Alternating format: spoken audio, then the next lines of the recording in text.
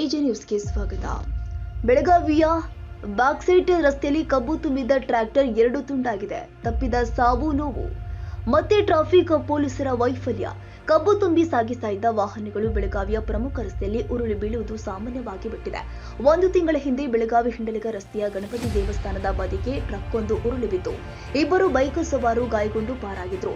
ಇಂದು ಶನಿವಾರ ಸಂಜೆ ಹನುಮಾನ್ ನಗರದ ಸರ್ಕಲ್ನಿಂದ ರಸ್ತೆಗೆ ಹೋಗುವ ಇಳಿಜಾರಿನ ಡಬಲ್ ರಸ್ತೆಯ ಮೂಲಕ ಹೋಗ್ತಾ ಇದ್ದ ಕಬ್ಬು ತುಂಬಿದ ಟ್ರ್ಯಾಕ್ಟರ್ ಬ್ಯಾಕ್ ಸೀಟ್ ರಸ್ತೆಯಲ್ಲಿ ಉರುಳಿ ಟ್ರೈಲರ್ ಹಾಗೂ ಮುಂಭಾಗ ಬೇರ್ಪಟ್ಟಿದ್ದಾವೆ. ಈ ಘಟನೆ ನಡೆದಾಗ ರಸ್ತೆಯಲ್ಲಿ 10 ವಾಹನಗಳು ಸಂಚರಿಸ್ತಾ ಇದ್ವು. ಆದರೆ ಟ್ರ್ಯಾಕ್ಟರ್ ಉರುಳುತ್ತಿರುವುದನ್ನು ನೋಡಿದ ಜನ ಗಾಬರಿಯಾಗಿ ದಿಕ್ಕಾಪಾಲಾಗಿ ಓಡಿ ಪಾರಾಗಿದ್ದಾರೆ.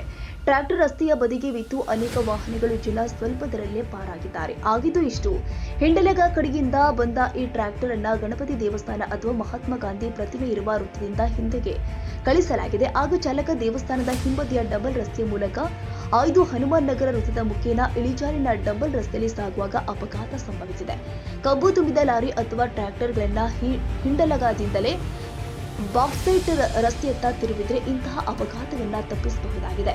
ಆದ್ದರಿಂದ ಕಿತ್ತೂರು ಚೆನ್ನಮ್ಮ ವೃತ್ತದ ಮೂಲಕ ಹಿಂಡಲಗ ಕಡೆಗೆ ಹೋಗುವ ಕಬ್ಬಿನ ವಾಹನವನ್ನು ಕೂಡ ನಗರದಲ್ಲಿ ಬೆಳೆದ ಇಂಡಾಲ್ ವೃತ್ತದಿಂದಲೇ ಬ್ಯಾಕ್ಸೈಟ್ ರಸ್ತೆಯತ್ತ ತಿರುಗಬೇಕು. ಆದರೆ ಇಂದಿಗೂ ಹಿಂಡಲಗ ರಸ್ತೆ ಮೂಲಕವೇ ವಾಹನಗಳು ಹೋಗುವುದನ್ನ ನಿತ್ಯವೂ ಕೂಡ ಕಾಣಬಹುದಾಗಿದೆ.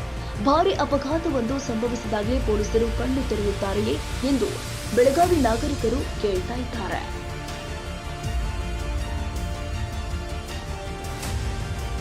ತಾಜಾ ಸುದ್ದಿಗಾಗಿ ಎಜೆ ನ್ಯೂಸ್ 24x7 ಗೆ ಸಬ್ಸ್ಕ್ರೈಬ್ ಮಾಡಿ ಮತ್ತು ಬೆಲ್ ಐಕಾನ್ ಒತ್ತಿ ತಪ್ಪದೇ ಲಿಂಕ್ ಶೇರ್ ಮಾಡಿ.